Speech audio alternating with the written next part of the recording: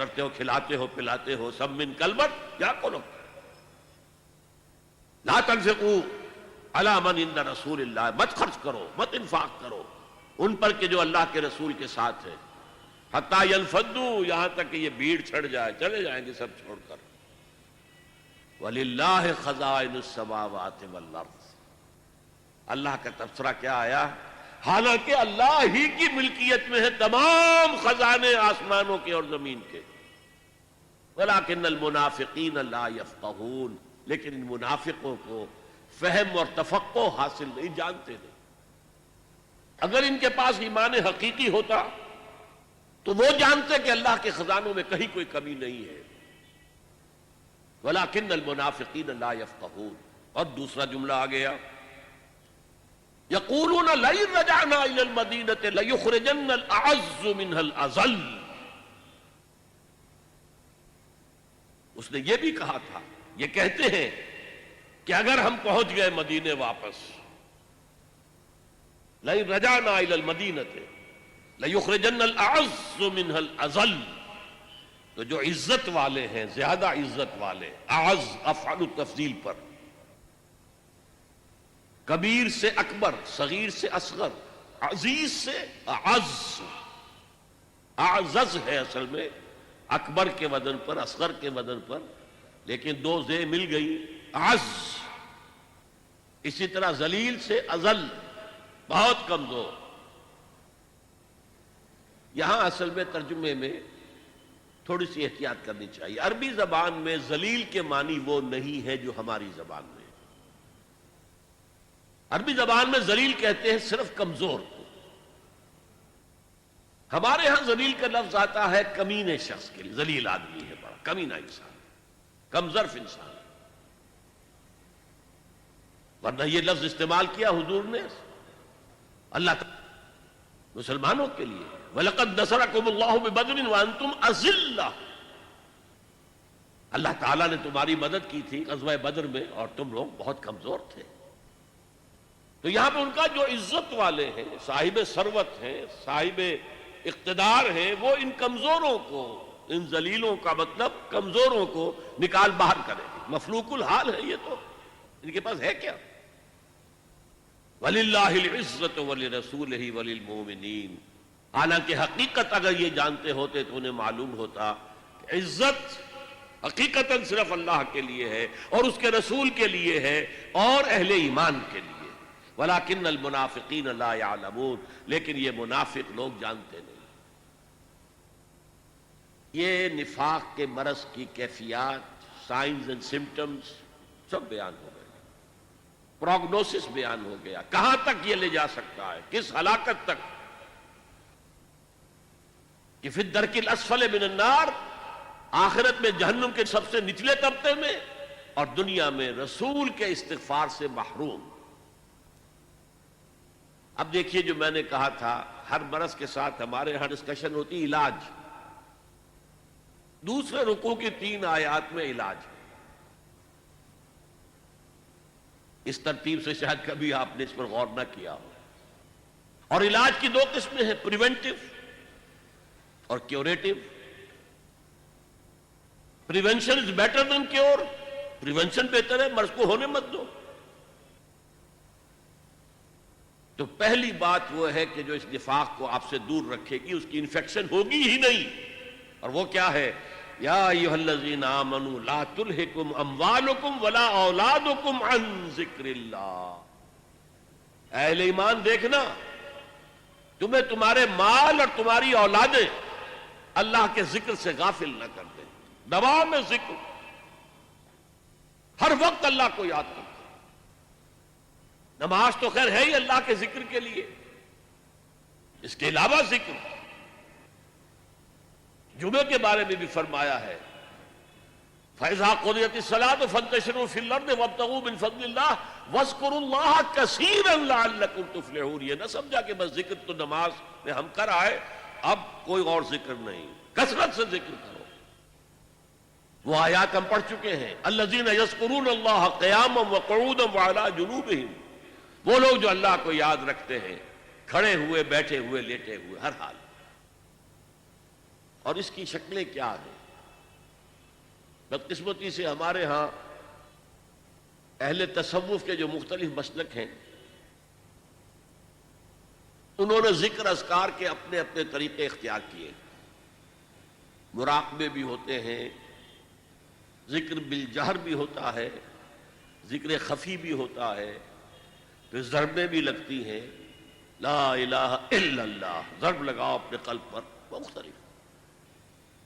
لیکن حقیقت کے اعتبار سے سمجھئے ذکر کہتے کسے ہیں؟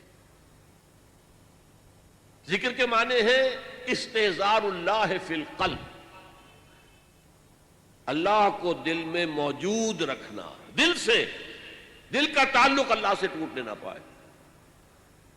یہ جو چیزیں ہیں جنہیں ہم ذکر کہتے ہیں وہ ذرائع، طریقے ہیں ذکر کے. کس طریقے سے ذکر کرو، اللہ کیسے تمہارے قلب کے اندر موجود رہے؟ نمبر 1 الذکر دی ریممبرنس از قرآن، تلاوت قرآن. انا نحن نزلنا الذکر وانا لہ لحافظ، اس کا نام ہی ہے ذکر. ہم ہی نے اس الذکر کو نازل کیا ہے اور ہم ہی اس کے محافظ ہیں. الذکر، قرآن مجسم ذکر ہے، سراپا ذکر ہے، مؤثر ترین ذکر ہے، الذکر ہے. نمبر 2 اقیم الصلاۃ للذکری، میری یاد کے لیے نماز قائم کرو. 5 دفعہ اپنے معمولات سے نکلو، صبح بستر سے اٹھو فجر کے وقت اور اللہ کو یاد کرو، مجھے یاد کرو. اور یہ نماز ہے یہ ایک طرح کا جامع ذکر ہے. آپ زبان سے بھی ذکر کر رہے ہیں، سورہ فاتحہ پڑھ رہے ہیں، آپ قرآن مجید کا بھی کچھ حصہ پڑھ رہے ہیں یا سن رہے ہیں فجر کی نماز میں، جسے کہا ہی گیا ہے قرآن الفجر. اقم الصلاۃ لدلوک الشمس الی غسق اللیل وقرآن الفجر، نماز کو قائم رکھا کرو سورج کے ذرا ڈھلنے سے لے کر رات کے تاریک ہو جانے تک، اور خاص صبح کے وقت قرآن کا پڑھنا. یعنی فجر کی نماز میں طویل قرات ہونی چاہیے، طویل قرات. کم سے کم حضور کا جو معمول سامنے آتا ہے وہ 5 رکوع، 3 رکوع پہلی رکعت میں، 2 دوسری میں. جمعے کے روز سورہ سجدہ، الف لام میم السجدہ، سورہ سجدہ 3 رکوع پہلی رکعت میں، اور سورۃ الدہر 2 رکوع دوسری سورت میں. باقی نمازوں میں مغرب میں عشاء میں آپ کم پڑھیں. اور حکمت کیا رکھی ہے؟ سورج کے ڈھلکنے کے بعد سے لے کر یہ رات تک تو گویا کہ نماز ہی ہے، نماز ہی ہے. آپ نکلے، آئے پھر گئے. سردیوں میں تو معلوم ہوتا ہے کہ بس پھیرا لگ رہا ہے. ظہر پڑھ کر تھوڑا سا وقت گزرا ہے، عصر آ گئی، عصر پڑھ کر تھوڑا سا وقت گزرا ہے، مغرب آ گئی، پھر تھوڑی دیر کے بعد عشاء آ گئی. اقم الصلاۃ لدلوک الشمس الی غسق اللیل وقرآن الفجر. لیکن یہ کس لیے ہے؟ اقم الصلاۃ لذکری. اس میں عرض کر رہا تھا جامع ہے، زبان بھی ذکر کر رہی ہے، اللہ اکبر، سبحان ربی العظیم، سبحان ربی الاعلی، اور جسم بھی ذکر کر رہا ہے. آپ کھڑے ہیں جھک کر قنوت، پھر آپ رکوع میں گئے ہیں، آپ کے ذکر کے ساتھ آپ کا جسم بھی اللہ کے سامنے جھک رہا ہے. پھر اس کی فائنل شکل سجدہ. اور حضور نے فرمایا ہے اقرب ما یکون العبد الی اللہ فی السجود، انسان قریب ترین جو اللہ سے ہوتا ہے وہ سجدے کی حالت میں ہوتا ہے. کیونکہ انسان میں اصل چیز کیا؟ تکبر. اور سجدہ کیا ہے؟ پیشانی آپ نے زمین پر ٹکا دی تو تکبر کی نفی ہو گئی، اگر ہمیں کوئی احساس ہو. اور حضور فرماتے ہیں کہ جب سجدہ کرو تو یوں محسوس کرو کہ تم نے اللہ کے قدموں میں اپنا سر رکھ دیا ہے.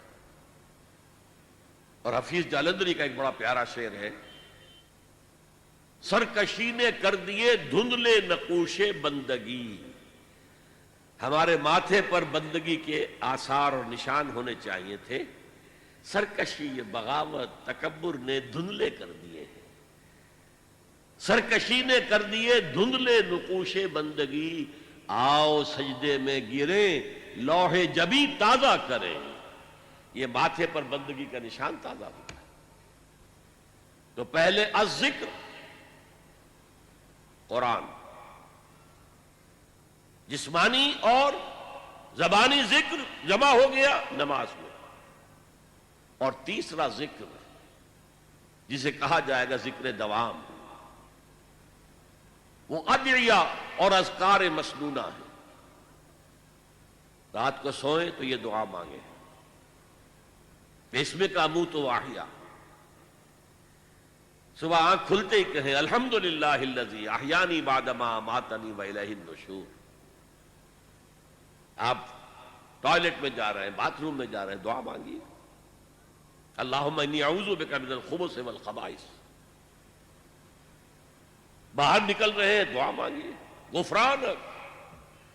اور یہ بھی ہے کہ الحمدللہ الذی اذھب عنی الاذی وعافانی، اس اللہ کا شکر ہے جس نے مجھ سے اذیت بخش چیزوں کو دور کر دیا۔ آپ کی رفع حاجت ہو گئی، آپ کا فضلہ جو ہے خارج ہو گیا، یہ جسم میں رہتا، قبض ہوتا، 100 طرح کی بیماریاں پیدا کرتا۔ الحمدللہ الذی اذھب عنی الاذی، مجھ سے تکلیف دہ چیز دور کر دی، وعافانی، مجھے عافیت بخشی۔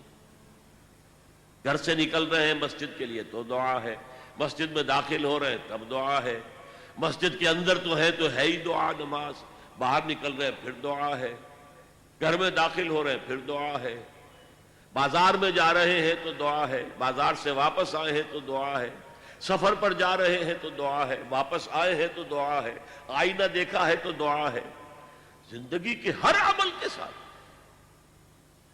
یہ دوام ذکر ہے، دوام ذکر، اور اس میں کوئی وقت نہیں لگتا آپ کا۔ اور دو نسبتیں قائم ہو گئیں، دعا اللہ سے کی جا رہی ہے، اللہ کا ذکر ہو گیا، اللہ سے تعلق قائم ہو گیا، اور چونکہ یہ مسنون دعائیں ہیں، حضور دعائیں مانگتے تھے، تو ہمارا تعلق محمد الرسول اللہ کے ساتھ قائم ہو گیا، دو نسبتیں قائم ہو گئی، وقت کیا لگا؟ جب داخل ہوتے آئبون تائبون لربنا حامدون، یہ اگر آپ نے کہہ دیا کون سا وقت لگا؟ یہ تیسرا ہے ذکر کا سب سے بڑا طریقہ۔ چوتھا ذکر پھر ہو سکتا ہے کہ کوئی مرشد ہو، اور مرشد کون ہوتا ہے؟ جو انسان کی نفسیاتی بیماریوں سے واقف ہو جاتا ہے، روحانی بیماریوں کو جانتا ہے۔